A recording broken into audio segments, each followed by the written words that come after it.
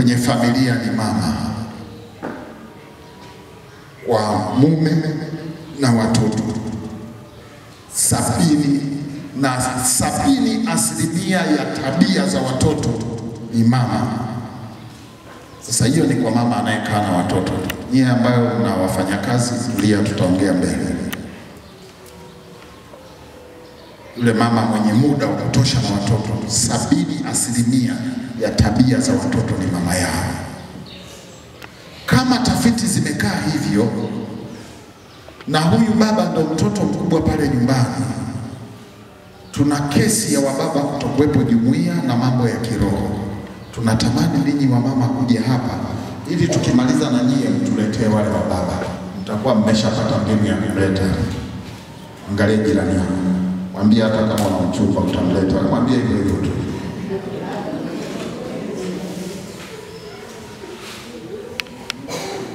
Tumsifu Yesu Kristo. Mama zangu, jambo la tatu, unapotaka kuifundisha familia mfundishe mama. Unapotaka kuponya familia mponye mama. Siku zitakavyoendelea utakuja kuona kwenye masomo yetu tutaongeza masomo ya uponyaji wa maumivu ya moyo, na hayo sisi tunavyojaribu kujiweka sasa na tunavyotaka kutoka kwenu. Kama itatokea masomo yetu tulivyoyapangilia, labda ulienda safari, uliumwa, ulipata msiba, haukushiriki somo lililofuata mbele yako, tutatamani kabla ya somo linalofuata la tatu, wewe umeshatafuta muda wako wa ziada upate lile somo ambalo ulipata, kwa kuwa tunaamini huenda ndani ya hilo somo ndiko kwenye ufumbuzi wa changamoto zako. Tumsifu Yesu Kristo. Naomba nirudi pale kwenye Yeremia. Yeremia amesema, hata lini utatangatanga ewe binti mwenye kuasi? Kwa maana Bwana ameumba jambo jipya duniani, mwanamke atamlinda mwanaume. Mama zangu wapenzi, naomba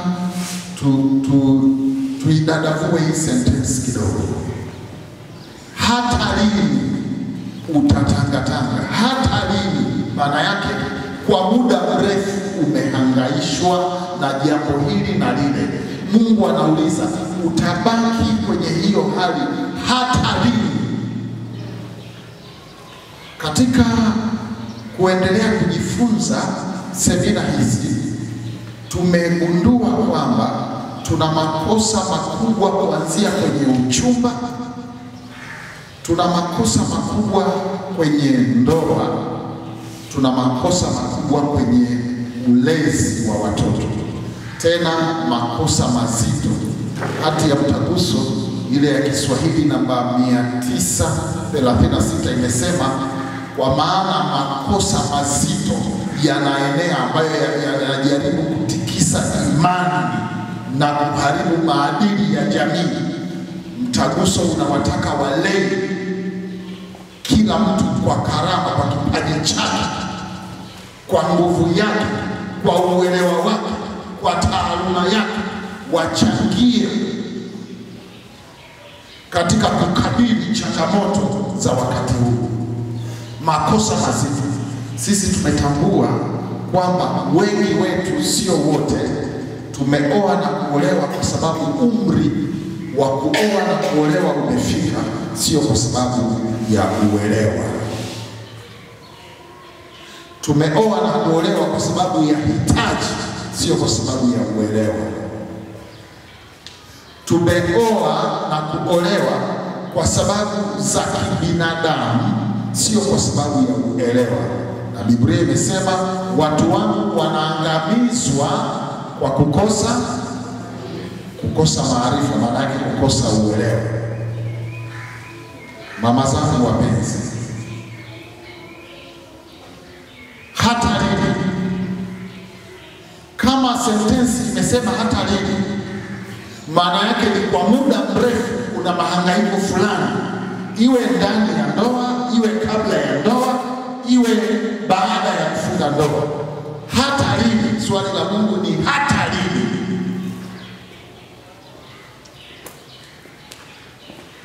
Hilo neno hata lini kwetu sasa ni mada. Kwa sasa hiyo ni mada. Neno kutangatanga kwetu ni mada tena kubwa, na hasa nyakati hizi zetu watu wanatangatanga kwa imani, kwa madhehebu, kwa ushirikina, lakini kuna kutangatanga kwa kutoa habari zako kwa watu au wasimamizi wa ndoa au wazazi, walezi na watu unaoamini wangekusaidia. Kuna wakati unajikuta unaongea na watu zaidi ya 10 halafu hakuna anayekupa msaada. Maana yake hata unaowaambia pengine ni wagonjwa kuliko wewe. Na Mungu anauliza hata lini utatangaza hivi? Hebu mwangalie tu jirani yako. Mwambie umemaliza kutangaza au bado?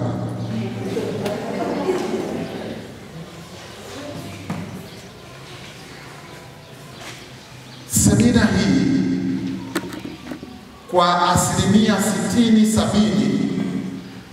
itawahusu wamama. Hoja yangu ni Yeremia 9:17 mpaka 22, lakini mimi nataka Yeremia 9:20. Anasema, lisikieni neno la Bwana enyi wanawake, na masikio yenu yapokee neno la kinywa chake, mkawafundishe binti zenu kuomboleza, na kila mmoja na jirani yake kulia. Tutakapofika somo la maombi, sala, maombi na maombezi, padri aliyefundisha hapa leo amefundisha vizuri kweli kuhusu kiwango cha maombi na sala ya Yesu, na akasema kuna tofauti ya sala na maombi. Bahati nzuri katekisimu ya Kanisa Katoliki inafundisha zile aina 7 za sala, maombi, maombezi na kadhalika. Tutakapofika hapo, napo tutataka tupatazame vizuri. Uzoefu wetu umetuonyesha wamama wengi huwa hawasali, wanamnung'unikia Mungu, nao wanaamini wanasali. Haijalishi umefanya novena ngapi. Halafu huku mwanzoni utusamehe, hatutaongea na wewe kabisa kuhusu sala na hatutatumia muda mwingi kuombea. Kwa kuwa shida kubwa, naomba unisaidie mtoto, mpeleke pale, kuna watoto wenzake, angalie, mnisamehe na mnisikilize vizuri. Mnisamehe, msinikote vibaya, mnisikilize vizuri. Mimi ni ndugu yenu, mimi ni mkatekista, ni baba wa familia. Sio wamama wote, ila wengi hawaombi ila wananung'unika. Wamejaa lawama na laana kwenye mioyo yao, na bahati mbaya wao wanaamini wanasali. Huku mwanzoni tusamehe, tutakudiscourage kabisa kuhusu kusali. Ingekuwa sala zako kweli zinafanya kazi kwa kiwango unachosali, tangu umeanza kusali mpaka leo tunavyoongea, mumeo angeshakuwa pastor kama sio paroko. Novena ya Rita Wakasha wewe, novena ya Yuda ya Tade wewe, huruma ya Mungu wewe, Padre Pio wewe, Antonio wa Padua wewe, sijui miujiza iliyoshindikana wewe, mawaridi ya sala wewe, njia ya msalaba, mpaka sura imekuwa maombi na haijakufikisha mahali. Asante kwa juhudi yako ya kuomba. Kwa wiki hizi Mungu atakazo kuweka mkaa na sisi. Mama, tunataka kwanza tushughulikie kichwa yako. Shika kichwa jirani yako. Unaona wasiotoa sadaka, nasema cha jirani na shika cha kwake. Unagundua tu watoa sadaka na wasiotoa huwa wanaonekana tu. Haya, muulize, kichwa yako inajumulisha au inatoa? Hakikisha amekujibu, asijizime data.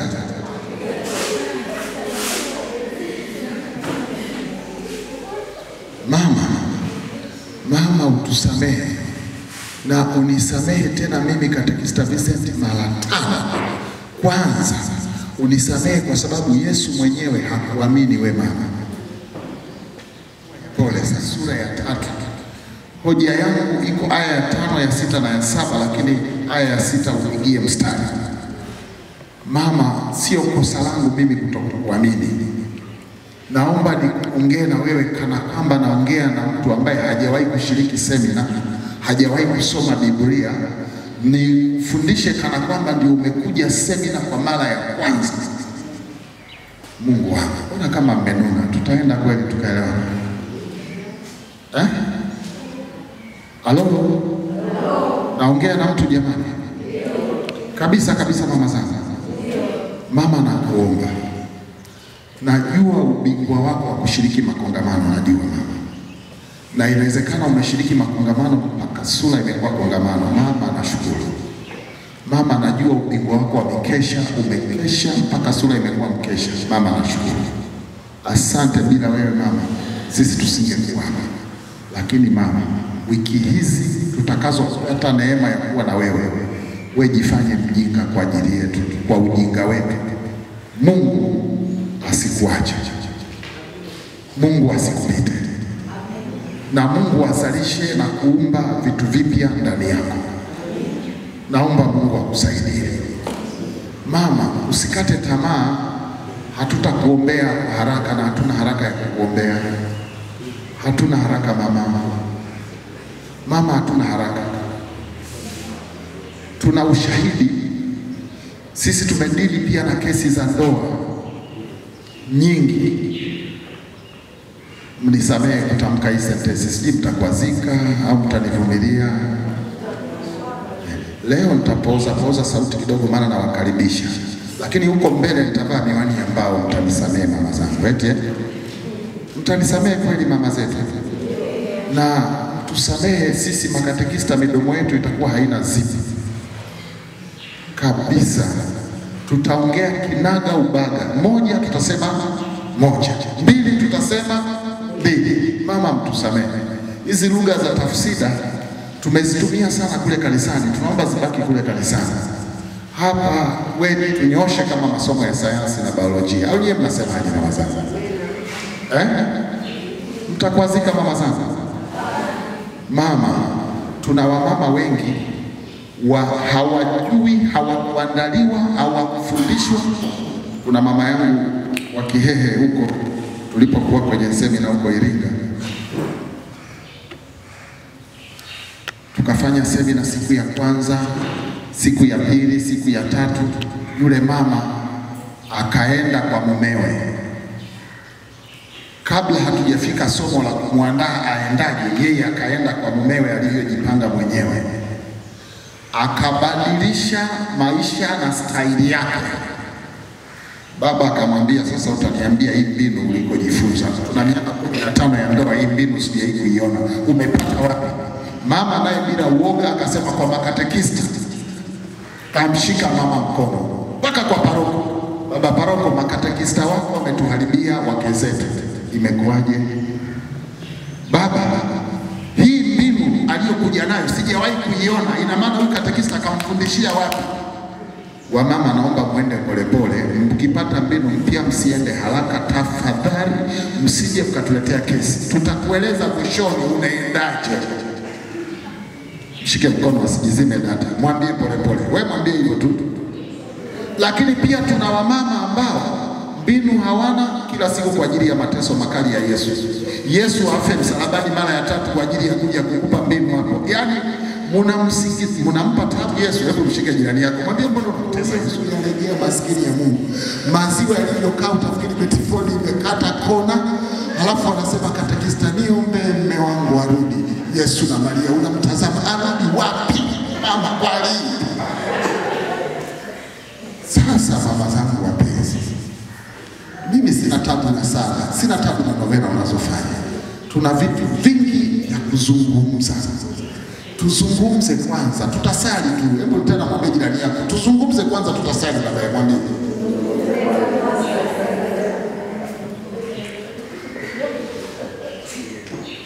Halo? Mama zangu, au nimewaacha? Tuko pamoja? Hata lini? Hiyo kutangatanga hiyo kutangatanga kwetu ni maana. Lakini tuna mada, tukiangalia lile neno. Hiyo imekuwa mada ya ngapi mama zangu nimetaja? Niliwaambia hata lini ni mada, au sio? Kutangatanga ni mada, si ndio? Ewe binti mwenye uasi, uasi ni mada, lakini binti ni mada. Mungu hawezi kuita hilo jina kubwa hivyo bure, ni mada.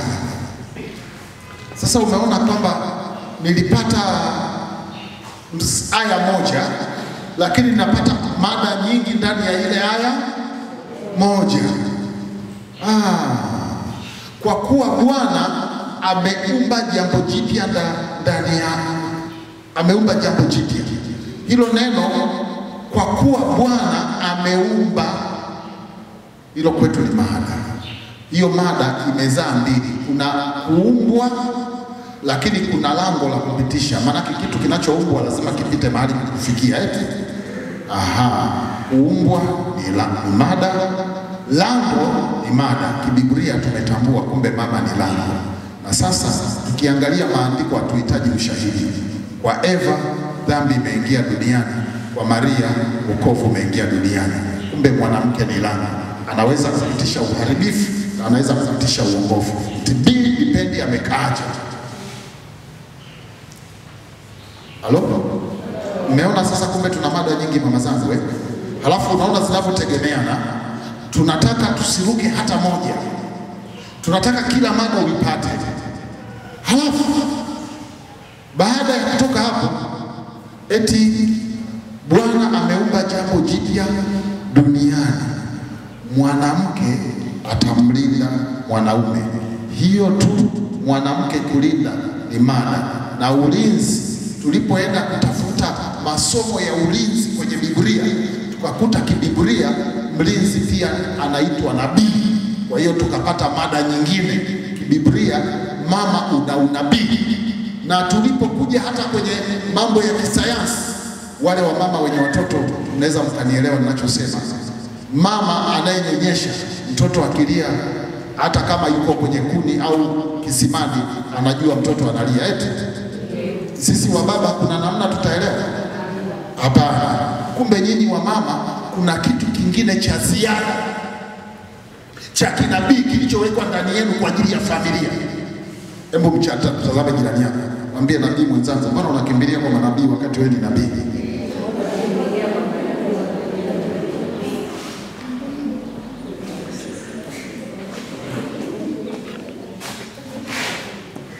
Vije mama zangu tunaenda pamoja. Kumbe sasa hatuwezi kuacha kipengele cha wewe kuwa nabii. Na kuna vitu lazima ufanye kinabii. Moja ya makosa makubwa tulionao, mama zetu wanaenda kama mwanzo na sasa na siku zote na hata milele. Karama na vipaji vya kinabii ndani yao vimekufa, mpaka inabidi watafute manabii waombe. Hivi hapa ulipo wewe ni sanamu ya watakatifu, huna uwezo wa kufanya chochote. Cheki jirani yako, muulize wewe sanamu ya watakatifu au nabii? Anaweza kunielezea sanamu mzee Mwasoji? Yeye ndio mwenye huo msemo nimeutoa kwake. Halo? Mama zangu, mmeona mada zinavyoongezeka Kama unazihesabu tunaanza kukimbilia 20 mama. Halafu tukakuta kumbe hiyo ujenzi sio sisi. Ndio tukamuelewa sasa Mithali anaposema kila mwanamke, Mithali 14, kila mwanamke aliye na hekima anajenga nyumba yake mwenyewe, bali mpumbavu anabomoa nyumba kwa mikono yake mwenyewe. Tukaona Mithali alikuwa mbali. Tukapata kitu kingine jamani. Kama mwanamke ni mjenzi, tulipoanza kuangalia maandiko matakatifu kuhusu ujenzi, tukasoma vitabu vingine kuhusu ujenzi, tukagundua jambo jingine kubwa, kwamba ndani ya ujenzi mwanamke ili aisimamishe nyumba aliyotumwa na Mungu lazima iwe na nguzo saba. Mungu wangu, kila nguzo ni mada. Kwa hiyo kuna mada 7 za ujenzi. Tumefundisha hilo somo la mwanamke mjenzi kwa miaka 2. Mwaka wa 3 tukagundua tumefanya makosa. Tulikuwa tunajenga juu ya ardhi, hatujaweka msingi. kumbe mwanamke anahitaji kuandaa msingi wa kujengea nyumba. Halafu tukakuta Yoshua bin Sira anaongea kwamba laana la mama linabomoa misingi. Kumbe baraka ya mama pia kwa watoto inaimarisha misingi. Tulipoanza kupitia somo kwenye maandiko matakatifu kuhusu msingi, tukakuta msingi una mambo mawili. Kwa hiyo kumbe kuna mada zingine 3 ndani ya msingi. Jamani, hivi tutamaliza? Hapa tuna vitu viwili. Au tunafanya shule ya wamama, au tuwe tumesikia story tuishie leo. Kwa kuwa hatuko tayari kufundisha vipande vipande, havitakusaidia. Utabaki tu yani katekista kanigusa, unaguswaga ubadiliki wala ikusaidii. Wewe ni kuguswa. Januari Disemba ni kuguswa. Hebu mwangalie jirani yako, mwambie bingwa wa kuguswa wewe.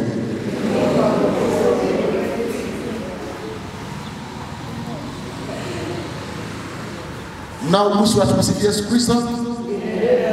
Kumbe mpo kweli? Halo mama zangu, tunaelewana vizuri? Tukarudi tena kutengeneza hiyo mada ya msingi. Biblia ikatuongoza, vitabu vya mababa wa kanisa vikatuongoza, tukang'amua kwamba kumbe huwezi kuanza kuweka nguzo kabla ya kuweka nini, watu wa Mungu? Msingi. Huwezi kuweka ukuta kabla ya kuweka nini? Msingi. Mama, tukagundua kumbe ni shule ya wamama, sio habari ya semina na makongamano tena. Kutoka hapo sisi tukalose appetite ya kufundisha makongamano. Tunafurahia kufanya madarasa na watu wachache ya uhakika, na unakuwa na uhakika huyo mtu umemtoa mahali kwenda mahali, kuliko kufanya makongamano ambayo hatutafika kwenye kilindi. Na Biblia imesema tweka mpaka kilindini. Ndio katika logo ya makatekista wa misionari kuna hiyo sentensi inayosema tweka mpaka kilindini.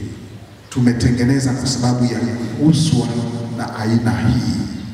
Tukatambua baada ya zile nguzo 7, somo letu la mwisho litakalokuja kwenye hizo nguzo 7. Sasa tutakapofika kwenye hiyo nguzo ya 6 na ya 7, tutastop kwanza kabla ya kumalizia semina, ndio tutadili na uponyaji wa maumivu ya maisha, kwa kuwa yatakuzuia kwenda kutimiza mapenzi ya Mungu. Kwa nini tutadili na uponyaji wa maumivu ya maisha kabla ya kumaliza semina? Hebu nisikilize hapa kidogo. Mithali 4:23, very common hilo neno, hata wewe unaweza kulisema kwa kichwa.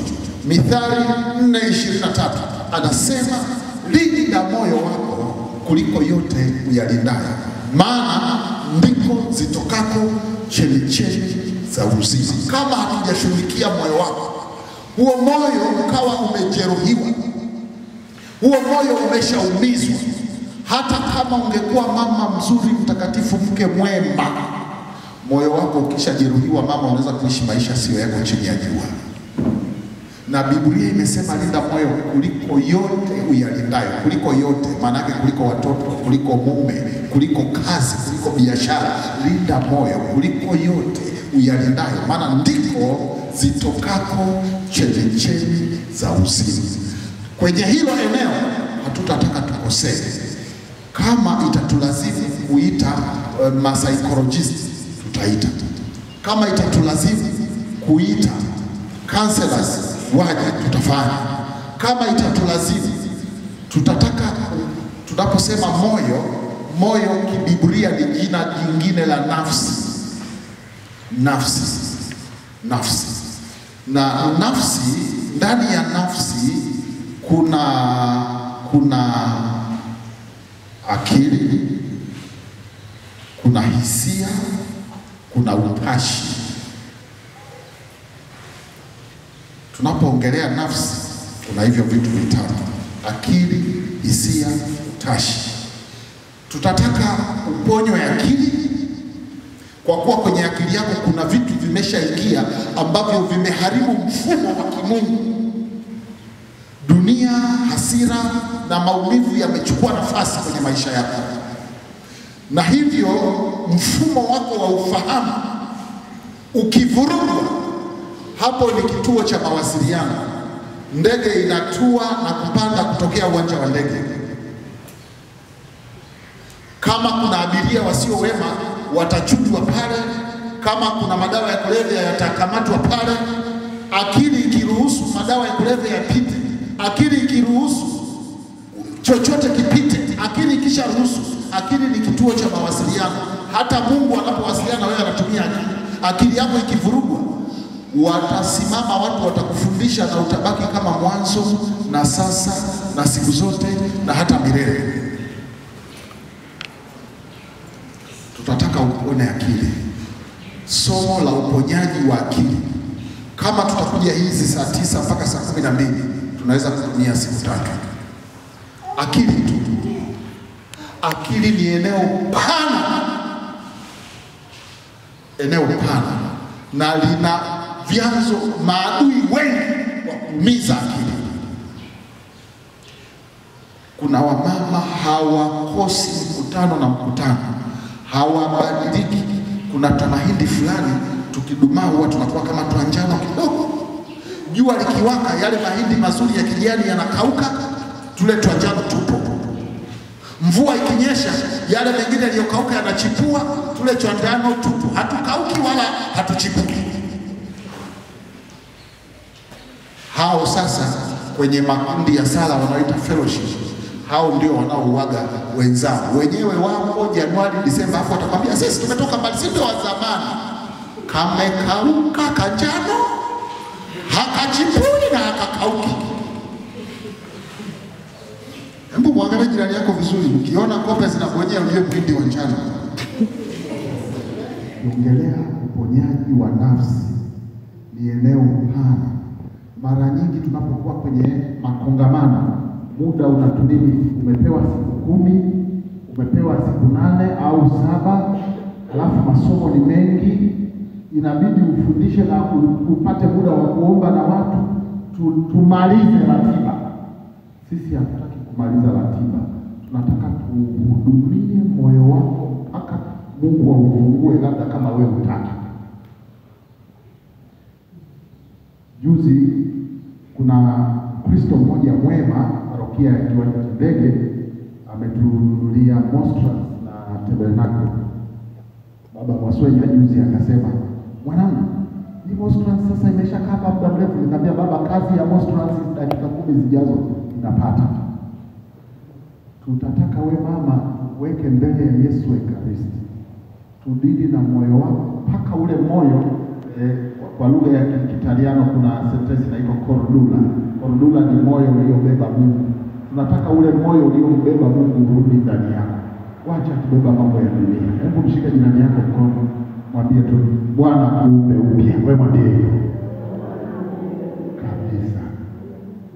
Kabisa mama.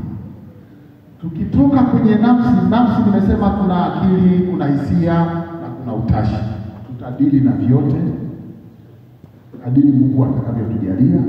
Hapo tutatafuta mapadri pia wabobevu watusaidie kwenye maeneo fulani, kwa kuwa tulionayo tutakupa, na pia yale ambayo hatuna lakini tunawajua mababa ambao kuna baba mmoja ameondoka maskini ya Mungu kwenda Marekani, tumesikitika, padri mmoja Mhindi, Father Jifa. Lakini basi Mungu anao wengi, tutapata. Na kweli mama, tunatamani tukifika mahali pa wewe kuhudumiwa kwa maana ya uponyaji wa roho, nafsi na mwili. Ikifika mahali pa kuungama, mama uungame kweli. Kama Padre Pio anasema kuna baadhi ya watu waliotoka kuungama kwake wanaonekana kama wanapaa, wakanyagi chini. Kama siku hiyo utaungama usikanyage chini, na wewe uwe kama Padre Pio, sawa tu. Lakini tunatamani kuona moyo wako utapona. Mama zangu, mpaka hapo mmegundua mada zimeshafika 30 eti. Tumekuja hapa leo tujenge msingi pamoja, ujue tunataka kufanya nini na wewe.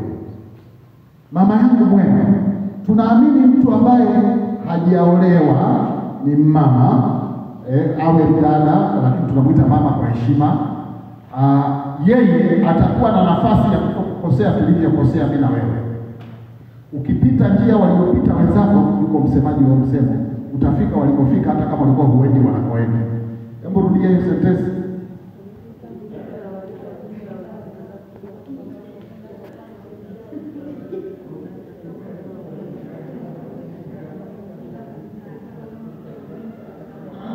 Changamoto za ndoa, wale wanaoanzaga maisha wanasema usinifananishe, wao ni wao, mimi ni mimi, lakini unapita walikopita, utafika walikofika hata kama walikuwa huendi wanakoenda. Wewe ambaye already uko kwenye ndoa, utagundua ulikokosea na utajua ukatengenezaje. Wewe mjane una watoto wa kuwafundisha. Wewe single mother una watoto wa kuwafundisha na kuwalea. Wakati mwingine unaitwa single mother, lakini una watoto wengi kuliko walio kwenye ndoa, kwa kuwa kuna uliozaa na kuna wanaokutegemea. Ndio sio? Mume yote mama umeyabeba. Sasa wamama hao wanaweza kujifunza siku zote, lakini hawafiki ujuzi wa kweli. Ndio maana hamleti wokovu kwenye familia. Mama, Biblia inatia mashaka mizigo uliyobeba. Ndio maana tutafika mahali tupunguze kontena hizo kwenye moyo. Mama Mary nazama, shike jirani yako asijizime data, muulize kontena imebeba Mary kiasi gani?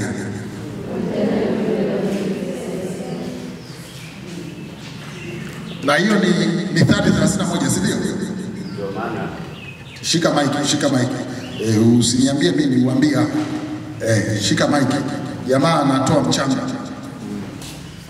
hapo. Ukisoma vizuri anasema wako wanawake, yani wako watu wawashikwao mateka wanawake hao ambao ni wajinga, yani kwa sababu ya hiyo mizigo. Leo ndio maana angalia, wanawake wengi ndio wanaozolewa na hao, yani kwa kadri ya hili neno wanawake wajinga. Kuna watu, sio wanawake, kuna watu wanaowachukua mateka wanawake ambao ni wajinga, kwa maana wanafundishwa sana hawaelewi, ila ile mizigo inawafanya wawe mateka, kwa sababu wanaenda kama faraja, wakifikiri wanaenda kusaidiwa, kumbe wanatumika kuwasaidia wale waliowaita. Sio kama unanielewa hiyo? Sawa. Na wengi wa mama wamewatajirisha watu wengi wanaojiita watumishi, mitume na manabii, kwa sababu ya mizigo yao ya dhambi, mizigo ya dhambi za watoto kama alivyozungumza. Sawa sawa. Sasa kwa sababu hawatafuti ujuzi, wanatafuta tu kutua mizigo. Hawajui mizigo mingine inatokana na kupata maarifa. Ukikosa maarifa, watu watakutumia wewe kutatua ya kwao, sio kutatua ya kwao. Msifu Yesu Kristo. Ni moja ya mwalimu, simama, tumejipanga. Na mama, kumbuka kufundishika ni neema. Kama kufundishika ni neema, kama una kitu unahitaji kumuomba Mungu katika hii shule, wewe muombe Mungu akupe moyo wa kujifunza na kuelewa mapenzi yake. Hicho tu mama. Na mama, mimi nimefuatilia maandiko, nimegundua yuko mtu aliyewahi kukiri, naamini mtu huyo ni Yesu. Na kwa kuwa umebatizwa kwa jina la Baba na la Mwana na la Roho Mtakatifu, tunaomba Mungu akupe hiyo neema. Twende tuione hiyo neema kwenye Isaya 50 aya ya 4 na ya 5. Isaya 50 aya ya 4 na ya 5. Isaya 50 aya ya 4 na ya 5. Isaya 50 aya ya 4 na ya 5 anasema, Bwana Mungu amenipa ulimi wa hao wafundishwao. Ndio maana somo letu la mwisho kwako mama litakuja kuwa ulimi. Kuna watu wengi mko kwenye mahusiano lakini hamjui namna ya kutumia ulimi. Utaachwa hapo mama, unachoma mahindi stendi. Kuna watu wengi mko kwenye ndoa lakini hamjui namna ya kutumia ulimi. Na kibiblia ulimi wa mwanamke una nguvu kubwa. Ulimi wa mwanamke ni bomu la nyuklia ukitumika vibaya. Ulimi wa mwanamke unaumba kutumika vizuri. Inategemea unavyotumia ulimi wako. Nguvu nyinyi wa mama za mwili tumewazidi. Hapa Mungu ameweka ndani yako. Bahati mbaya Biblia yangu kama hainidanganya kwenye Mithali 18:21. Usiende kusoma. Wewe unayeandika andika tu kwa faida yako. Mithali 18:21 anasema mauti na uzima huwa katika uwezo wa ulimi, nao waupendao watakula matunda yake. Mama yangu, utakula matunda ya ulimi wako kwenye ndoa, utakula matunda ya ulimi wako kwa watoto, au mabaya au mazuri, au mauti au uzima. Ndio maana somo letu la mwisho kwako kama shule, tutakapofika kwenye ulimi, na kwenye ulimi tutakuwa na masomo ya aina 3 kuhusu ulimi. Tutakuwa na mada 3 kwenye ulimi. Mada ya mwisho itakuwa uponyaji wa ulimi unaouma. Hiyo ndio itakuwa ya mwisho. Baada ya maelezo haya, kama nilivyoanza pale mwanzoni, tumegundua kwamba kufundishika ni neema. So mada yangu ya kwanza, kufundishika ni neema.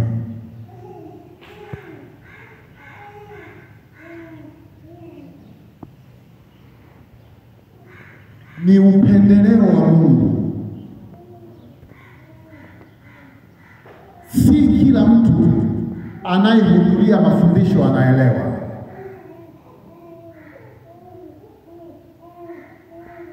Si kila mtu anayeenda semina au anayeingia darasani anaelewa.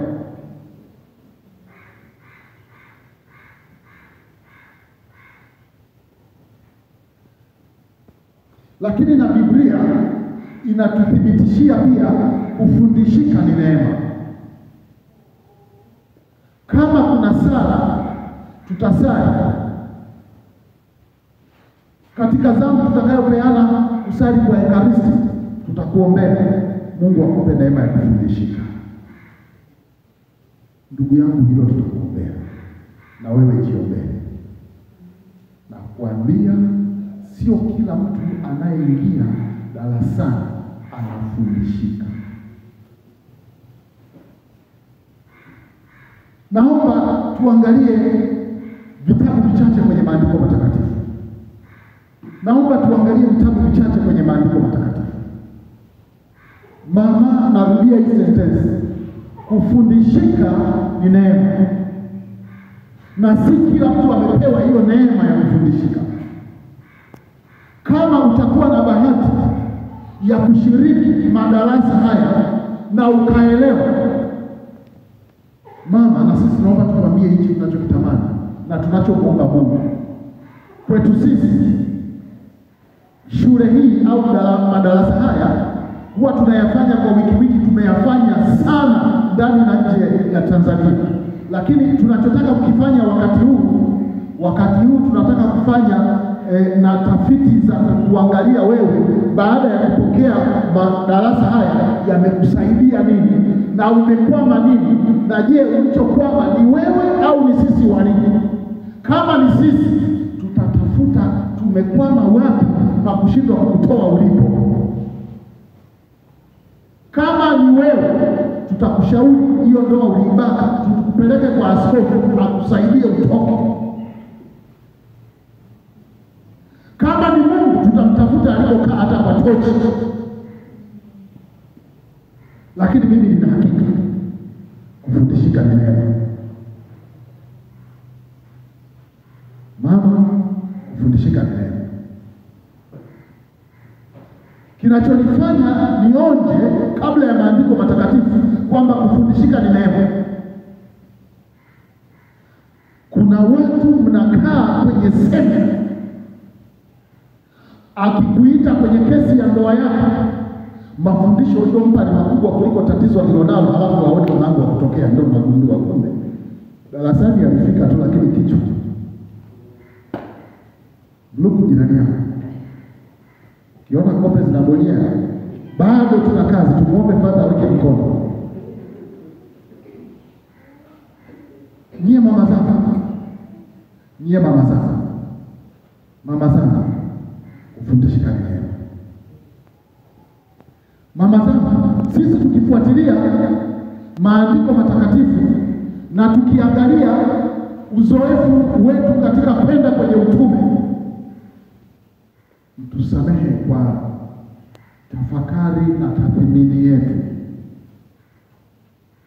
Kati ya watu walio kwenye hatari zaidi ya kufundishika ni wamama.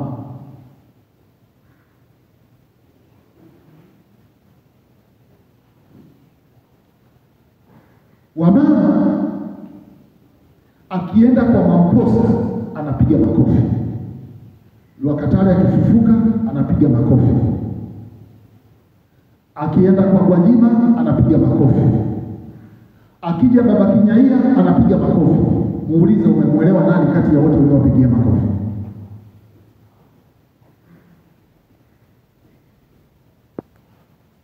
Mama, twende polepole. Sina matatizo, sina tabu na mgeni, ila nataka tuelewane kwanza. Naomba tuanze Injili ya Yohane sura ya 6 aya ya 44. Kama neema hiyo, Yohane 6:44, kama neema hiyo umeikosa, Mungu akupe leo. Injili ya Yohane sura ya 6 aya ya 44. Katika manabii na wote watakaokuwa wamefundishwa na Mungu, basi kila aliyesikia na kujifunza kwa Baba huja kwangu. Umesoma vizuri, hebu rudia tena. Narudia. Okay, samahani. Okay.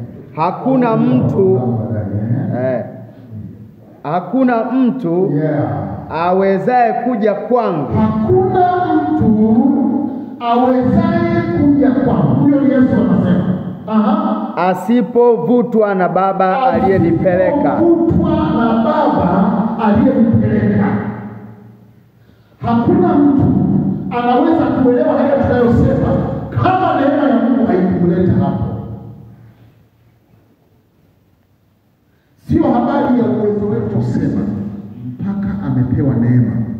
Kama una jambo la kumuomba Mungu kwa ajili ya haya masomo tunataka kufanya, muombe Mungu akupe neema ya kuelewa tunachokwenda kufanya.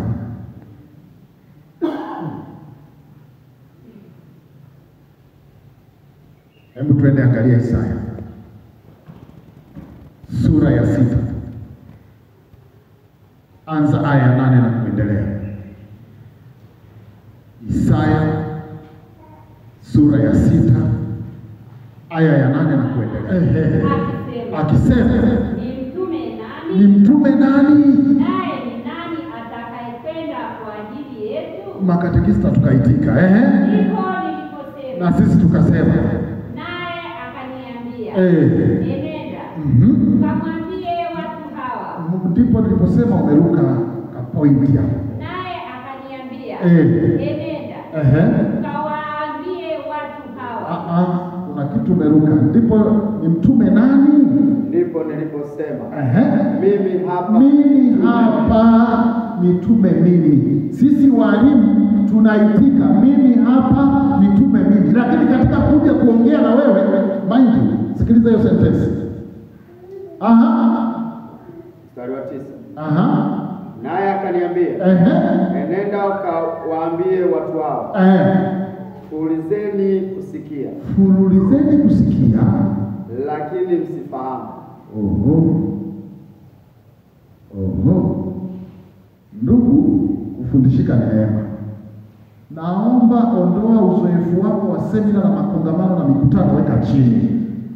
Ndio niliomba mwanzo nikasema, mama, kama unaamua kuja kwenye darasa letu, naomba ujuzi ulionao, uzoefu ulionao, weka chini kwanza. Naomba nikutajie watu wachache ambao walidhani wanamuelewa Yesu na walikuwa hawamuelewi.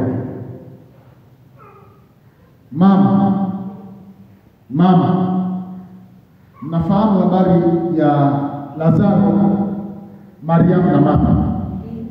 Sio habari geni, sio habari geni. Ile ni familia ambayo Yesu alikuwa akizunguka, lazima aende pale kupiga mimi. na kupumzika. Familia iliyomfadhili Yesu msosi sana. Yaani wewe angalia hata muda alipokuja, angalia story mara mbili. Kuna siku Yesu ameingia kwa kina Martha na Mariamu. Martha akawa busy. Mariamu kakaa miguuni kwa Yesu. Mnakumbuka hiyo story? Alafu nini kikatokea? Martha akaenda kushtaki kwa Yesu. Bwana mwambie huyu mwenzangu sio fair hicho anachofanya yeye. Mimi napiga mzigo kwa sababu jamaa amekaa hapo anafikiri sipendi hiyo. Alafu Yesu akamhurumia Martha, akasema Martha, Mariamu amechagua fungu lililo jema. Halo? Shika hiyo sentensi itakusaidia baadaye. Angalia sasa Injili ya Yohana sura ya 11, wakati Yesu anawaambia wanafunzi wake, turudi Yerusalemu, ndugu yetu Lazaro amelala. Wanafunzi wasema wala kama amelala ataamka, achana naye. Juzi tunataka kufa huko mtoto akurudi kule ukapigwa mawe mzee. Yesu akamwambia mara 3, akaona hawaelewi, akamwambia wasiwasi, ndugu yetu amekufa. Na furahi kuambia kwamba mimi sikuwa kule, lakini ili mpate kujua na kuamini. Toma akamwambia wenzake, jamani, kama nikufa basi tukafa pamoja naye. Msafara ukaanza. Wa kwanza kujua Yesu anakuja ni Martha. Martha akakimbia kwenda kumlaki Yesu. Akiwa mbali, Biblia imesema Martha akamwambia Yesu, Bwana, kama ungalikuwepo ndugu yangu hangalikufa. Neno hilo very strong. Maana tunakujua hichi kifo yaani kimetuvizia tulikuwa mbali. Yesu akamwambia, mimi ndimi huo ufufuo. Cheki jibu la Martha. Martha ni mjuaji. Martha alishashiriki makongamano kibao ya Yesu. Martha akasema, najua utakufa siku ya mwisho. Yepi kielele yeye, mshike jirani yako mwambie, wewe una kielele cha kujua maandiko wewe. Naomba nikuhakikishie Martha alishashiriki makongamano kibao ya Yesu na anachokifahamu ni ukweli, ila Yesu alichokuwa anasema sio hicho. Ujuaji uliponza. Mama, kama unataka kuja kwenye shule, weka ujuaji wako chini. Ama hatuna uwezo wa kukusaidia. Martha, Yesu alipoona Martha amuelewe akapiga kimya. Akaja Mariamu na sentensi ile aliyosema ndugu yake, Bwana, kama ungalikuwepo ndugu yangu hangalikufa. Akamwambia, amen, mimi ndimi huo ufufuo. Mariamu akasujudu mpaka nchi. Kumaanisha Mariamu muda aliyokuwa anakaa miguuni pa Yesu alijua akitaka anaweza. Na Mariamu akalia mpaka Yesu mwenyewe akalia. Akauliza, mmemweka wapi? Akuuliza wakati Martha ametangulia kusema sentensi ile, aliuliza wakati Maria aliyemwelewa Yesu. Wakaenda kuonyesha. Yesu akasema, ondoeni jiwe. Martha akasema, Bwana, ananuka sasa siku ya 4. Alikuwa analia nini unafiki? Sasa Yesu anasema ondoeni jiwe. Martha anamzuia. Yesu akashauri, Martha, sikukwambia ukiamini utaona utukufu wa Mungu? Mimi ndimi huo ufufuo. Martha akakaa kimya, sio kwamba alielewa. Na mimi najua kuna watu mshaguswa, mshakanyanga mafuta, kutuelewa hapa tunapata tabu. Mwangalie jirani yako. Mwangalie vizuri jirani yako. Mwambie unawasumbua sana makatekista. Wewe mwambie tu sio nzuri. Ikifika mbinguni, nina watu kama 4 5 nataka niwaone. Mmoja wapo ni Martha. Nataka nikamwangalie. Nikibahatika hata mlangoni tu nauliza Yesu, Martha wapi? Mungu mcheke jirani yako. Muulize, wewe ni Martha au Maria? Wewe muulize tu.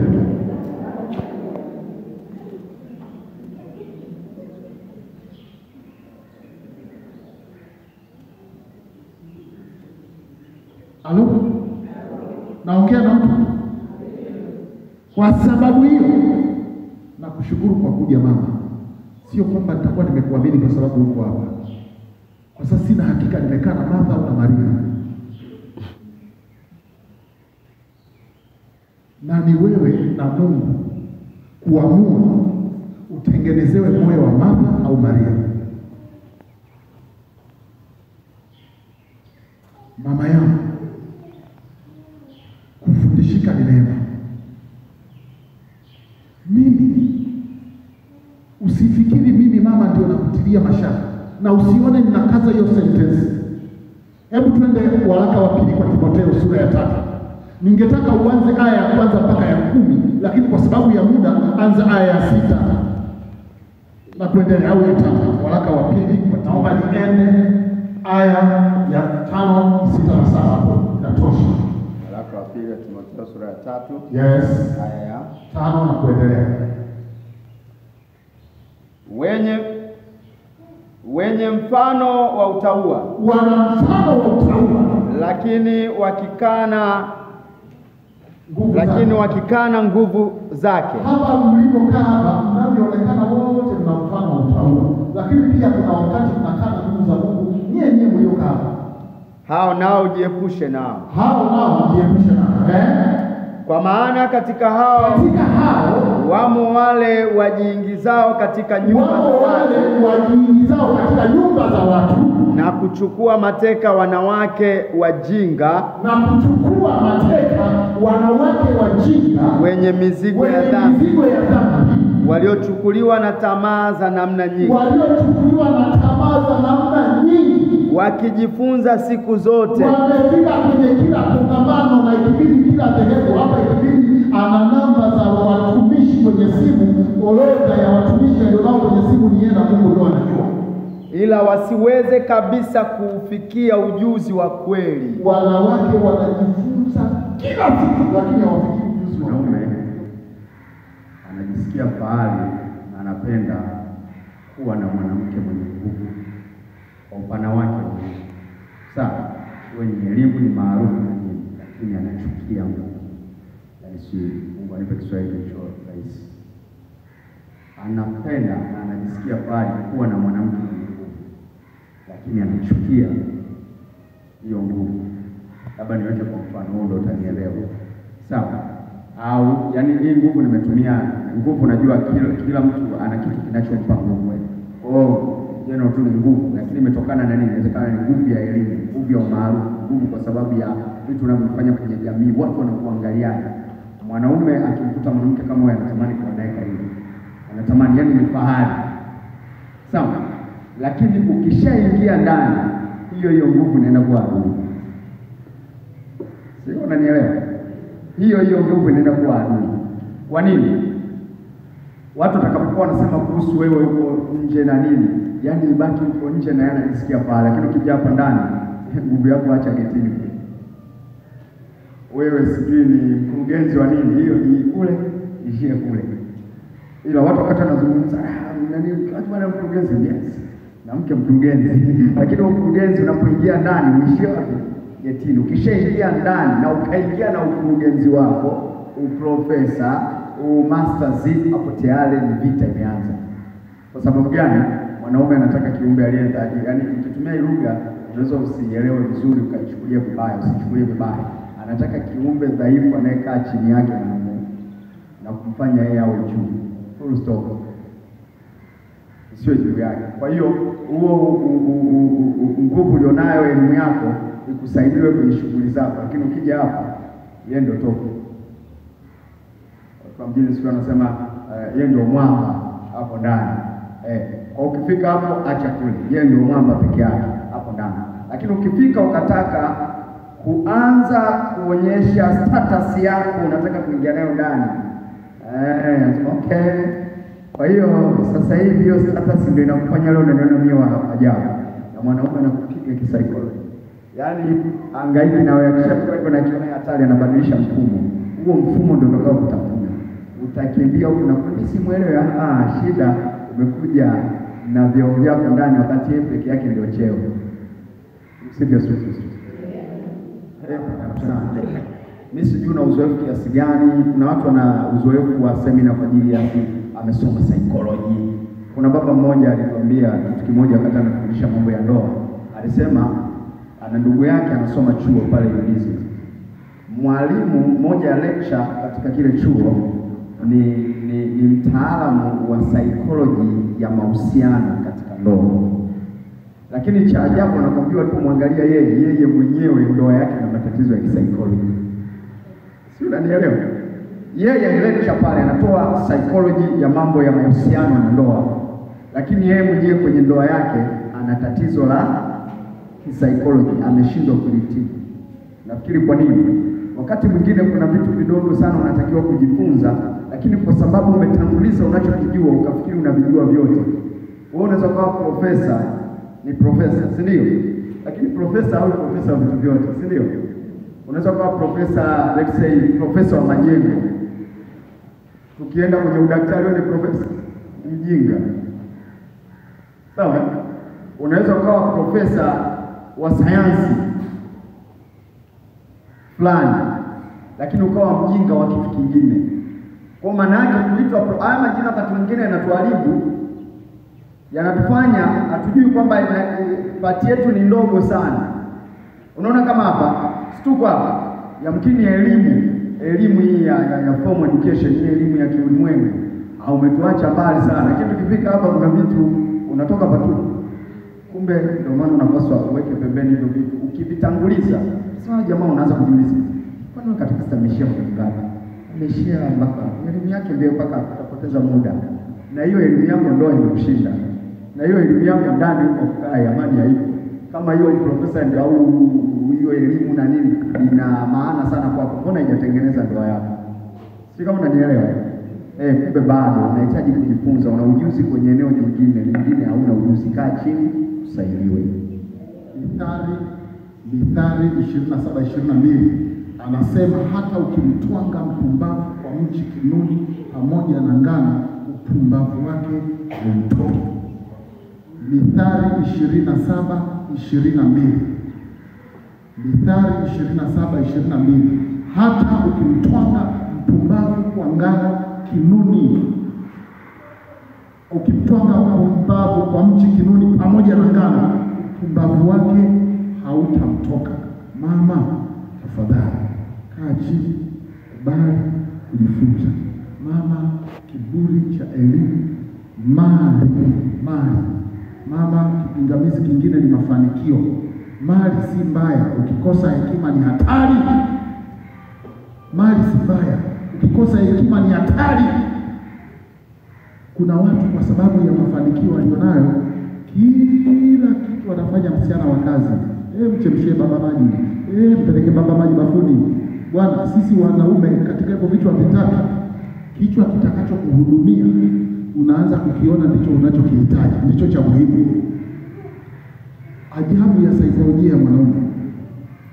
Wewe ukimpa msichana wa kazi kumhudumia yeye, kule nje wanamwambia umependeza, aliyefua na kupiga pasi msichana wa kazi atakumbuka msichana wa kazi kuliko wewe. Kifuatacho ya ITV mama.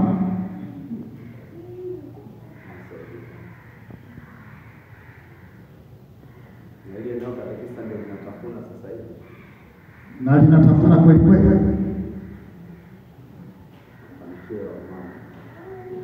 Mama, mafanikio ni kitu kizuri, lakini usipochunga ukakosa hekima yatakuvunjia mji na yatakufanya ushindwe kutimiza wajibu wako wa kimama wa mume na wanao. Kama sio kuvunja mji, itamuua mumeo haraka. Hiyo kanuni ya imani.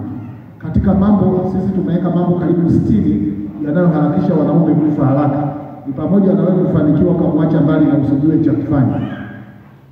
Kufanikiwa sio mbaya, lakini usipojua cha kufanya na kutakia ujane mwema mapema. Mama, hapa tumeweka baadhi shughuli nyingi. Kuna wamama wako bize kuliko Mungu. Shughuli nyingi ni kizuizi cha kutokufundishika. Atakwambia sasa atafanyaje? Mimi kazini, mimi biashara, watoto ndio yanatuweka mjini. Haya mama, unakaa mjini. Sisi tumeona watu wameacha magorofa, wametelekeza watoto, walivitafuta wameshindwa kuvila na kuvifurahia.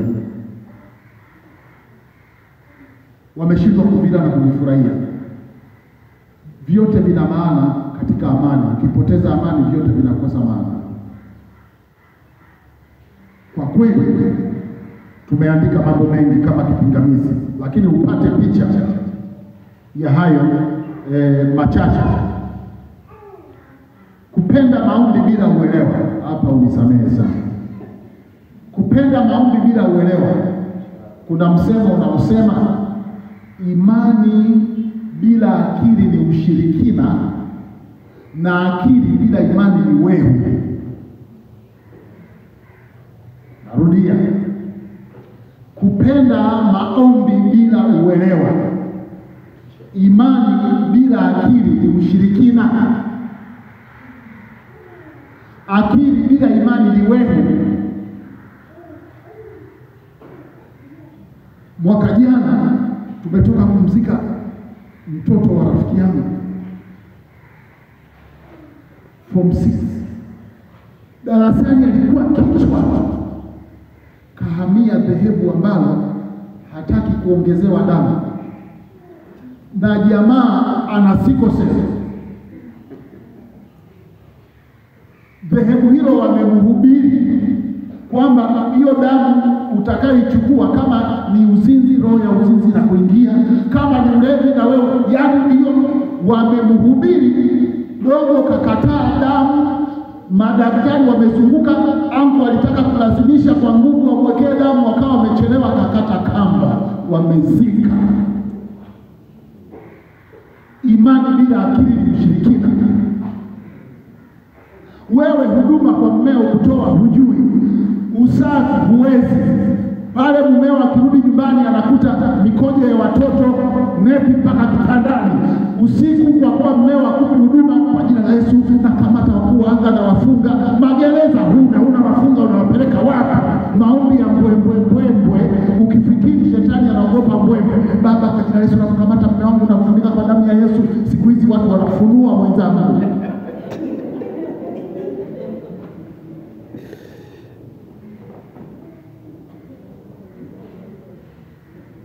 Mama yangu, imani bila akili ni ushirikina. Kupenda maombi bila ufahamu ni uchawi. Wewe ni mchawi kama wachawi wengine wote. Hufanyi kazi. Baba kwa jina la Yesu nazikamata baraka zangu, shetani hana mamlaka. Unafanya kazi gani? Hakuna. Asiyefanya kazi asile. Wewe unakamata baraka. Wewe mbona ni mchawi? Mtoto wa watu amekwambia anataka kukuoa kweli, lakini kuna vitu hamjaelewana. Kila siku baba anamfunika kwa damu ya Yesu asimuone. Wewe si mchawi mwingine au? Haya, kesho kutwa wanaolewa na mwingine, hujafunua kama umemwacha yuko pale. Hebu muweze jirani yako, uliowafunika watu umewafunua au uliwaacha hivyo hivyo? Tutakuja kuona tumeandaa madarasa pia kwa ajili ya watoto wenu. Tupeni watoto, tutakaa nao hapa weekend, wakati wa likizo. Tupeni watoto, tutakaa nao hapa. Umri tofauti, tutaanza kuchukua kuanzia miaka 3, tutakaa nao hapa kutwa nzima, tushinde nao. Kama tutaenda nao siku 3 siku 4, kutwa nzima tutakaa nao, tutaruka, tutacheza, tutatafuta mpira, tutatengeneza viwanja hapa. Baba Askofu ana eneo la kutosha hapa, hata kule nje tutakuwa eneo lake, tutatengeneza, tutacheza nao. Tupeni watoto, tuna lugha za watoto, tuna walimu wa kubefu kwa watoto. Tupeni watoto, watafanana watoto wa Kristo Katoliki kabisa, nakwambia. Halafu tutatoka, tutaenda, tunachukua vijana wetu wa kike kwa kiume, tunaweka jando la kiroho.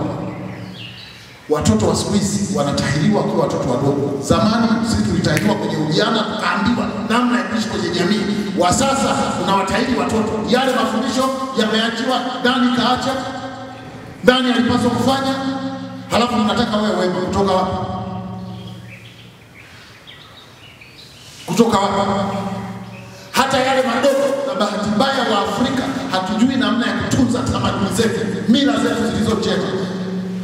Kwenye misa ya ndoa, moja ya maombi linalotolewa, wanasema wakawaridhishe watoto wao mila zilizo njema za wazee wao. labda utapata za matambiko Moshi na Wasukuma ndio wanaendelea na mila za matambiko, lakini zilizo njema ziko wapi? Mafundisho yale ya jando na unyago yako wapi? Yako wapi? Sisi hatutunzi mila njema. Sisi tunaangalia vitu kwenye mtandao, tunaishi, tunaangalia mavazi tunavaa. Yaani sisi utamaduni wetu ni mitandao. Yesu, Maria na Yosefu, hebu mcheki jirani yako, muulize zinakutosha sawa sawa. Wewe muulize tu, usiogope. Hapa kanisani hawezi kudunda.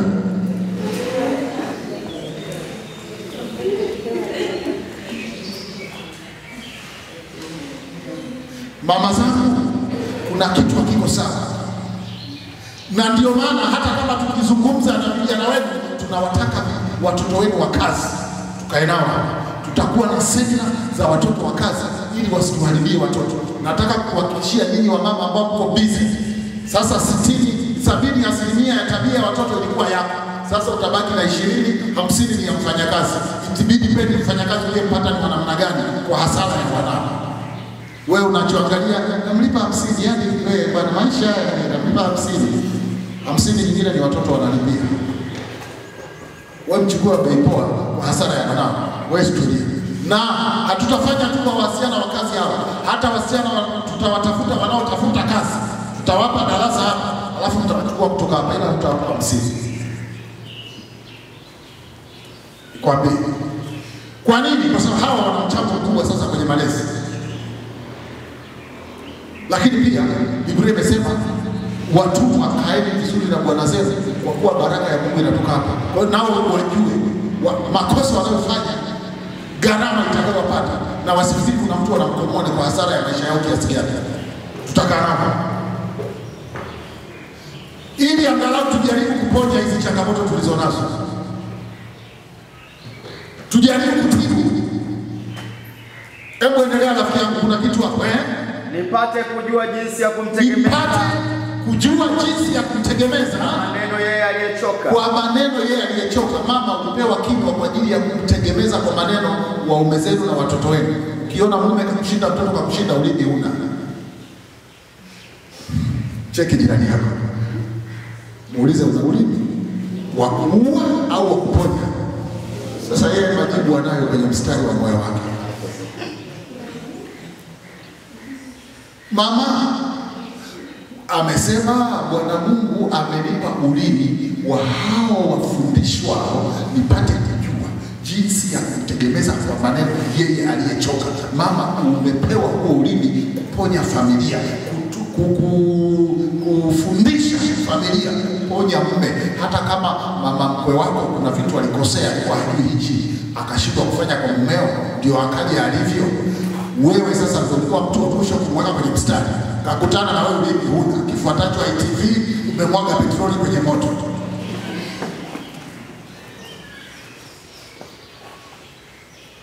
Mama, huyo mume uliye naye ni ng'ombe wa maziwa mzuri na maziwa ya kutosha, ila wakukamua ndio hajapatikana. Kama unabisha, naomba uniletee, utafutie mama aliyepita shule yetu, tumkabidhi akunyoshe, akinyoka atakurudisha.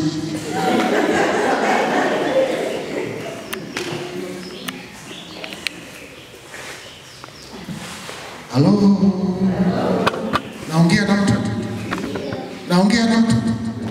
Muulize jirani yako, na ulimi, muulize tena. Na hapa natumia nafasi hii kwa wale ambao mko kwenye ndoa, kwenye mahusiano tunasema, kwa wale ambao mko kwenye ndoa, tuna masharti matatu kwenye shule hii. Masharti haya ni sehemu ya shule.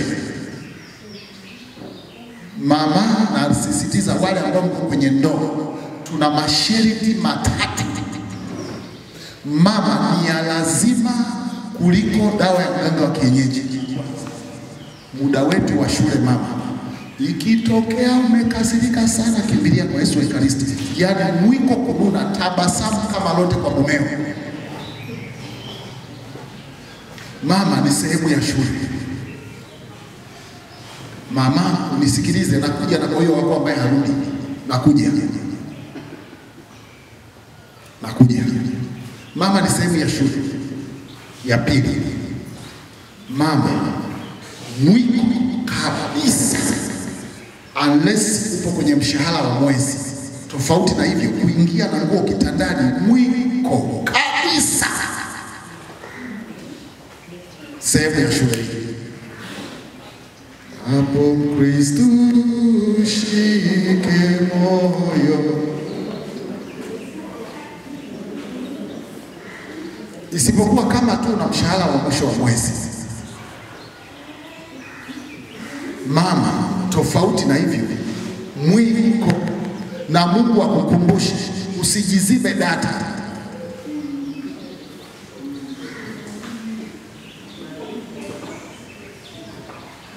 Blanketi lako ndo huyo, feni yako ndo huyo.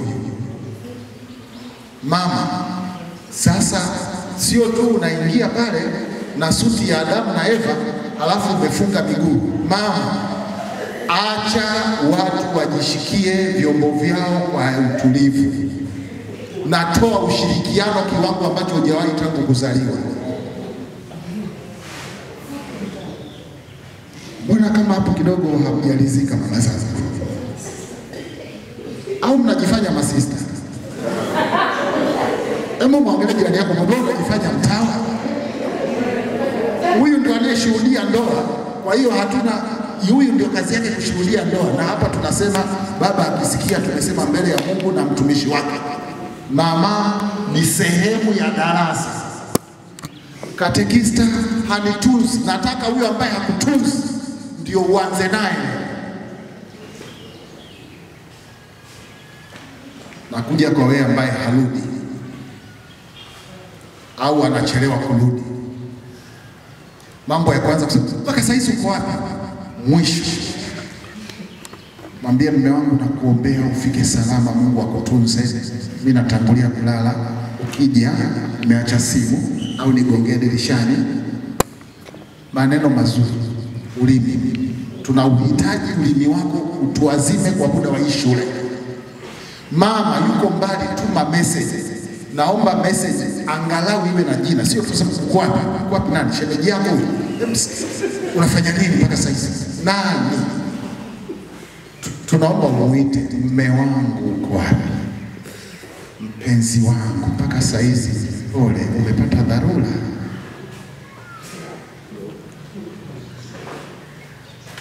Mama, tunaomba msaada wako. Wewe tunajua umeshazoea kelele, kiwanja cha mpira weka pembeni, tunajua.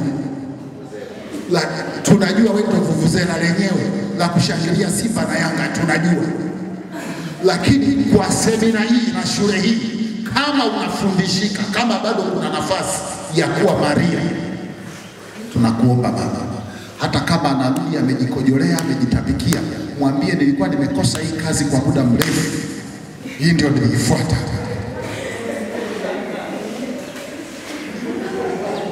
Ye mama yetu Maria. Wake mnavyoona tu mnakoelekea huko.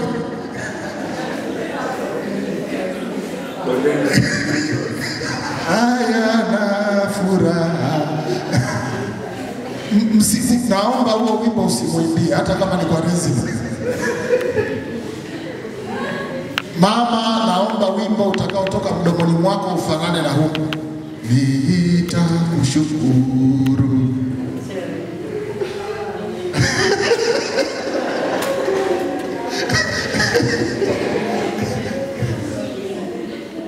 Mama, unisamehe. Tulikuwa kwenye kanda ya Ziwa, jimbo fulani, tunatoa semina kwa wamama.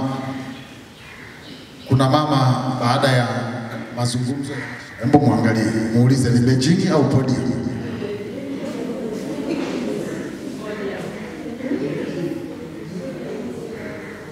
Unaweza ukamweleza Beijing kuna nini?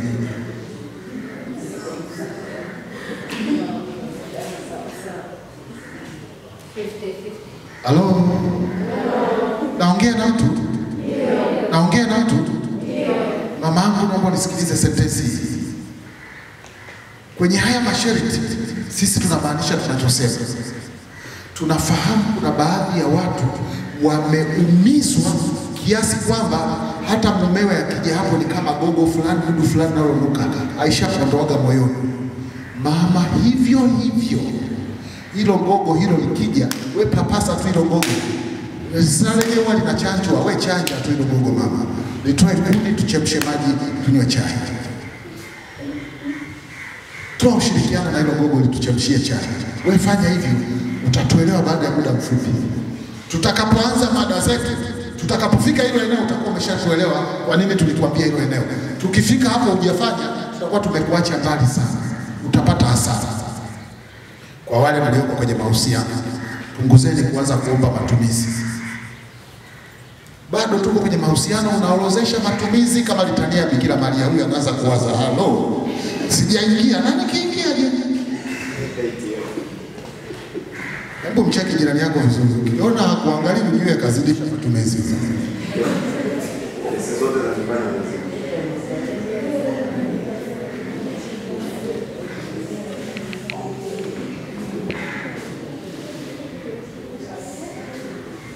Halo? Unisikilize na Mungu akusaidie. Kuna baadhi ya wanaume, kutokana na haya tuliyoshirikisha hapa, tutakapofika somo linaloitwa msingi, kuna namna ya malezi ya watoto. Hapo tutakapofika utaona namna ambavyo au umekwisha kosea na kuharibu kwa wanao, au ulijitahidi lakini hukufanya vizuri. Na mumeo anaweza kuwa ni muhanga wa kukosa hayo malezi. Hakuandaliwa kuwa baba, na wewe leo unapambana kumfanya awe baba, na pengine hakuelewi kwa kuwa hakipo kwenye network yake. Sasa mlio kwenye mahusiano, hujui unadili na mtu wa namna gani. Muonyeshe mambo machache yenye hekima aliyowahi kuyazungumza, tie moyo, kwa kuwa huenda hajawahi kupongezwa alikotoka. Muonyeshe namna ambavyo kama atakuja kufanya alivyosema atakuwa baba. Anza kumtengeneza baba ajaye. Punguza lawama. Hata kama amekosea, una mahali pa kumsaidia. Tunataka utumie hizo nafasi vizuri, lakini bila kuondoa kweli. Usifanye uongo, kwa kuwa uongo haujengi. Kwa wajana, kama Biblia yangu haisemi uongo, kuna wanawake wa aina 2 au 3 ambao sala zao zinasikilizwa haraka. Wa kwanza ni mjane, wa pili ni mwanamke aliyejitenga kwa ajili ya Mungu, watawa na kadhalika, wa tatu aliyeachika au hakuolewa, anajitegemea.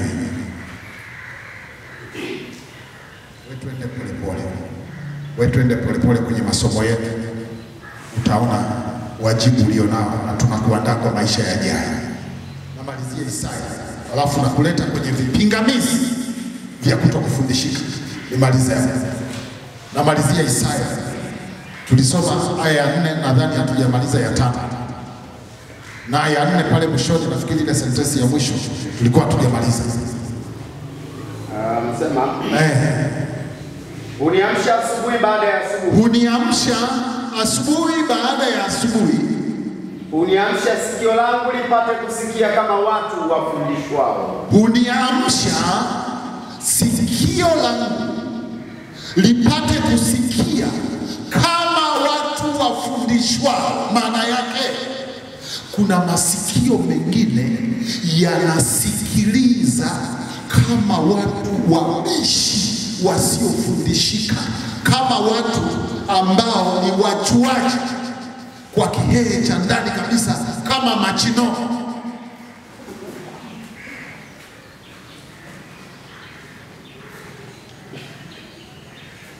Rudia hiyo sentence. Uniamsha asubuhi. Uniamsha asubuhi baada ya asubuhi. Uniamsha sikio langu lipate kusikia kusikia kama watu wafundishwa. Mama zangu, kuna watu hawafundishiki. Ndio maana nimekwambia sio kila kuja semina ni kufundishika. Kuna watu hata tukifundisha unaweza ukatoka basi katekista amenigusa, habadiliki. Kwa nini? Hafundishiki. Wewe semina imekupitia. Amepitia semina. Okay. Amepitia semina hajampitia. Ngoja nikwambie kitu. Ninamaanisha ninachosema. Weka mikono yako. Unakumbuka kwa ubatizo tulipakwa mafuta masikio? Mnakumbuka maneno tuliotamkiwa? Efeta. Masikio yetu yafunguke. Tusikie neno la Mungu. Weka mikono yako masikio ni mama. Na hapa namuomba baba padri ainue mikono kabisa kwa kumaanisha. Mama, weka mikono yote masikio, shika masikio yako. Rudia maneno haya nyuma yangu. Bwana Yesu, naomba unifungulie masikio yangu ya ndani, yasikie sauti yako, yaelewe mapenzi yako. Bwana Yesu, naomba unisaidie nipate kusikia kama watu wafundishwao. Uniamsha asubuhi baada ya asubuhi, masikio yangu yapate kusikia kama watu wafundishwao. Naomba unipe ulimi wa hao wafundishwao. Naomba uponye ulimi wangu na maneno makali, maneno ya hasira, maneno ya uchungu, maneno ya laana, maneno ya kisasi. Naomba uweke ndani ya ulimi wangu neno la uzima, neno la amani, neno la upendo. Bwana, kama Daudi alivyoomba katika Zaburi ya 51, akiomba umuumbie moyo mpya, na mimi ninaomba uniumbie ulimi mpya, uniumbie sikio jipya, nipate kusikia kama watu wafundishwa. Naomba neno lako lidondoke kwenye udongo mzuri, lisidondoke njiani, lisidondoke kwenye miba, lisidondoke kwenye mwamba. Naomba moyo wangu uwe udongo mzuri. Amina. Mama yangu, mabano weka mjuaji.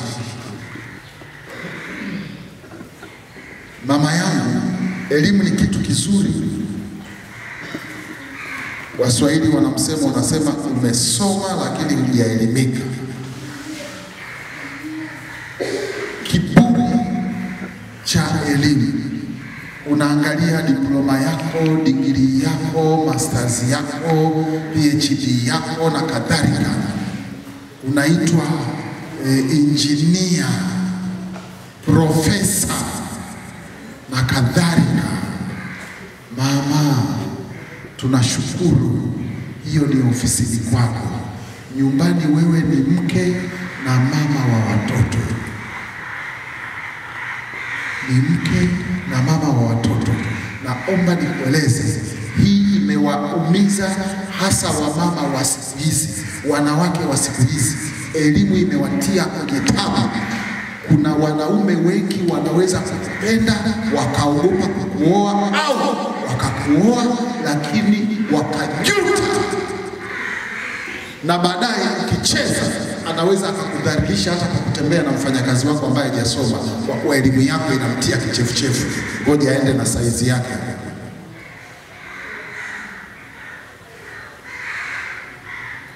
Pole kwa kusema. Pole kwa kusema. Mama, leo shika hii sentence. Shika kwenye mada tutakavyoingia, tutakapofika kufahamiana tofauti za wanaume na wanawake. Wanaume, Mungu alivyotuumba tuna vichwa vitatu. Hapa. Hapa. Hapa.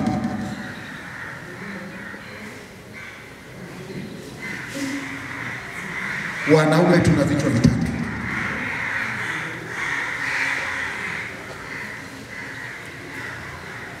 Na we chunguza sana. Mwanaume akiona unakuja haja kuelewa anaweza akakwambia tunaona unataka kunipanda kichwani. Chunga hiyo sentence. Inaweza kuwa fumbo na usijue haja kusoma namna unavyokuja, umekuja vibaya. Kichwani kwake unakaa kofia na nywele. Ufanani na kofia, ufanani na nywele, unaenda wapi?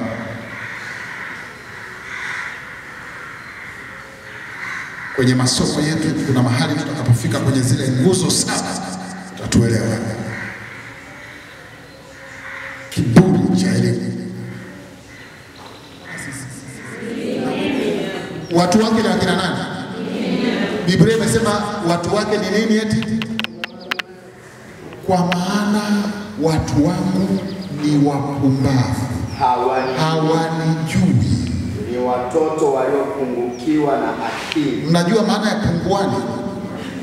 Hajasema huna, unazo ila hazitoshi.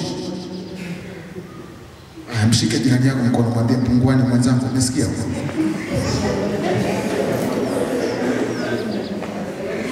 Unajua wapendo walivyo, ukimuita punguani na wewe punguani tu, kwa sababu kuna vitu havijakaa sawa, ndio maana mambo yako hayaendi. Alafu ukiitwa punguani hutaki ili zijae. Sasa upewe zijae, sasa hutaki. Ushakemea kishindo kwa jina la Yesu, unamkemea mpaka Yesu. Yesu zaidi ya mara 3 kwenye Biblia amerudia hii sentence kama utakuwa makini.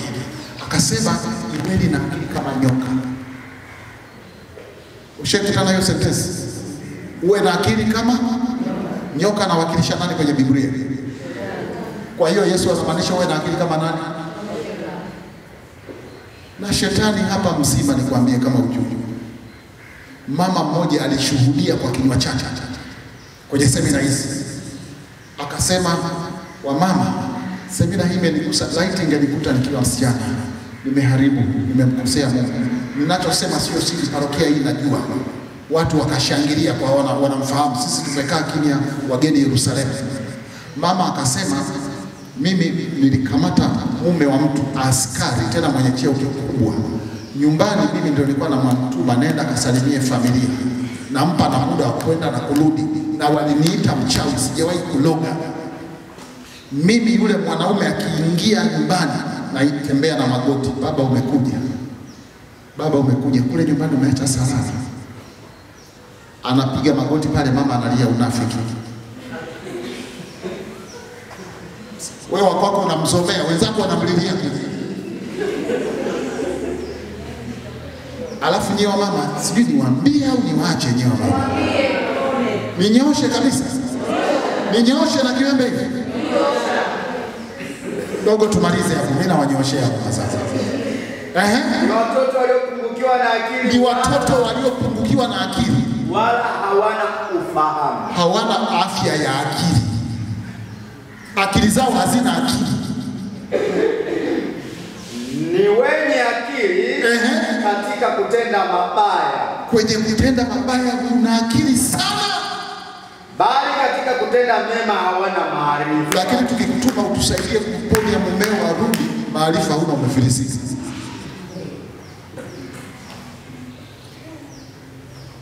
Mungu mwenyewe hakuamini. Mungu mwenyewe hakuamini. Mama, utisikilize na Mungu anisaidie kuamini. Biblia yangu kama haidanganyi, Isaya 4:1 imeongea neno gumu. Mama, wewe ambaye una mume, wewe una mchumba, sikiliza vizuri hiyo sentence. Huyo mchumba unayemtazama, kuna watu 7 wako karibu kuliko wewe.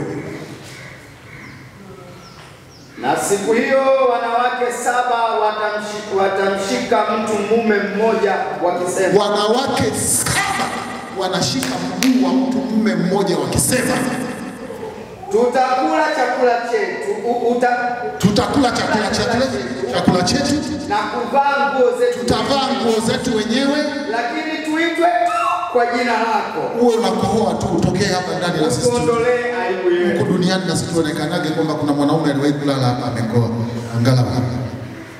Yaani huyo mume ulionaye, kuna watu wanaomba Mungu akohoe tu kutokea pale usiku, wajue kwamba jirani leo ana mzizi.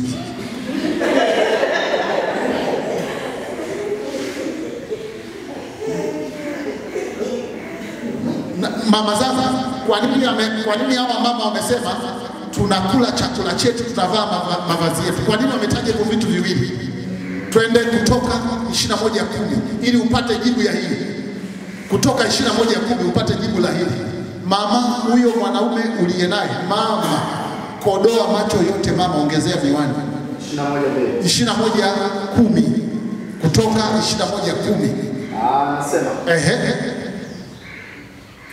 kwamba ajitwalie mke mwingine chakula chake huyo. Mwanaume anadaiwa kwa mkewe atoe chakula na nguo zake, na ngono yake. Upigwe mama show ya kutosha pale. Mama ni neno la Mungu, kwa hiyo usifanye unainama chini. Vivyo vinatakiwa visipungue. Sasa wale kwa Isaya wamesema unatakiwa utulishe na utuvalishe, lakini sisi usihangaike, tutavaa wenyewe, tutakula wenyewe. Tunachoomba utuondolee aibu. Kohoa tu kutokea hapa, piga mswaki asubuhi, usipige bafuni, pigia hapo nje wajue ninayo mimi. Mama, huyo ndio wewe unaye, alafu unakupigia kelele. Subiri kifuatacho ITV mama. Nakwambia niko hapa. We mama, tusilembe mwandiko. Tunyooshe na kiwembe. 7 mama wamepanga foleni. Zubaa kama hujasaidia. Mama wanakusaidia mchana kweupe. Na wanaweza wakampa hela ya matumizi ya kuletea.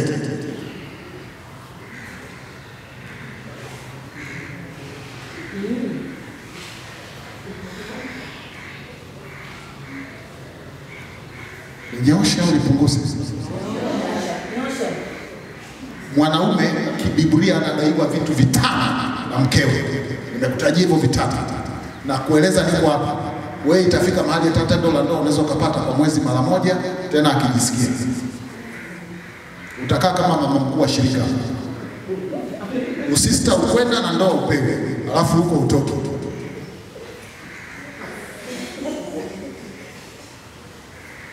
Mshike mkono asinizime dada.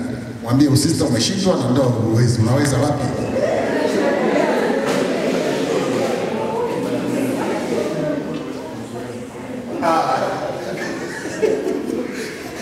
Tumsifu Yesu Kristo. Mama zangu, muda wetu umeenda na lazima tuwe waaminifu. Tuliahidi, nimepitiliza dakika kidogo. Naomba tukubaliane jambo. Tutakubaliana kuhusu muda wako mwishoni. Baada ya changizo la sadaka, tutamwomba Baba Adrian Ipo siku kikundi hiki kinaweza kuwa msaada mkubwa katika makao makuu ya nchi hapa. Tutafanyaje? Ni rahisi tu. Tukipenda kumuona basi ndio tunapeleka. Walishangaa kidogo. Basi tukapigia askofu kuleta kikundi hapa nikuone, na askofu wetu mwepesi kusikiliza. Waje tu. Walipojieleza kama nilivyosema, askofu akasema tusipoteze hazina hii. Ni zawadi ya Mungu, tusitujui imetoka wapi. Tuipokee, itatusaidia sana. Sasa pale wanakamwambia mzee, basi naomba uwalee. Basi nikasema mimi mtumishi wa Bwana ndio nilionena. Kwa kitu gani si cha pekee, lakini basi nitakubali, na ninyi wenyewe mnaweza kushuhudia kwamba kukubali kwangu na kubali kwa askofu kulikuwa halali kabisa. Mnaona mnayopata. Nikitarajia vitu vyote hivi vile vimejaa, wangefaidika sana kina mama, kusema kweli. Mimi mmoja wapo ambalo nimeliona wanahangaika kweli. Nimepata eneo huko limenunuliwa, pesa hazijatimia, wanahitaji vyombo vya ukuzaji sauti, wanahitaji tabernakulo na monstrance, lakini familia moja imetoa monstrance ya mamilioni na tabernakulo ya mamilioni. Ninakaa nayo pale Makole. Tukapeleka kwa askofu akaibariki. Tukasema kubariki, lakini si vizuri kakaa hivi, tubariki kweli kweli ikae sandukuni. Tutangoja mtakapojenga mahali kikanisa tuweze kuiweka hiyo tabernakulo mahali panapotoa baraka yetu. Basi ninazo hizo. Tunasema asante mtu mwema, na amini kwamba kazi hii ni ya Mungu. Juzi katika mahangaiko yao nimekwenda kwa waziri mkuu mstaafu kuomba msaada, mimi nikiwepo. Juzi tukaenda kwa naibu waziri mkuu Dr. Biteko, akatukaribisha ofisini kwake, tukajieleza tulichoeleza, na akatuahidi kwamba basi na mimi najua nina mambo mengi, kanisa la Ulenge ni mimi, wapi ni mimi, na wafadhili ni wale. Kwa hiyo vigumu kidogo, lakini mimi nitatoa. Akatutoa kama milioni 10 na wapeni. Kamshukuru sana, mtakula chakula pamoja nami kule cha juu. Naka kule Yudom, tukakula lami na kaenda kwa Bukala. Sasa na walimu ambao mmoja wapo ni mama Nyoni, yupo hapa. Nyoni. Hayupo. Mama Nyoni walifanya kazi ya viongozi wale UWT kitaifa. Kwa hiyo na yeye wakaa pamoja. Sasa tulipokwenda tukakula chakula, unapojieleza na fulani yuko wapi? Fulani mwingine mwalimu wetu mwenze amelemaa, yani hawezi kabisa. Naibu waziri mkuu akashtuka. Lazima tumsaidie. 50-50, 50 kufa, 50 kupona. Lazima tumsaidie. Akaniambia, father, unaona nani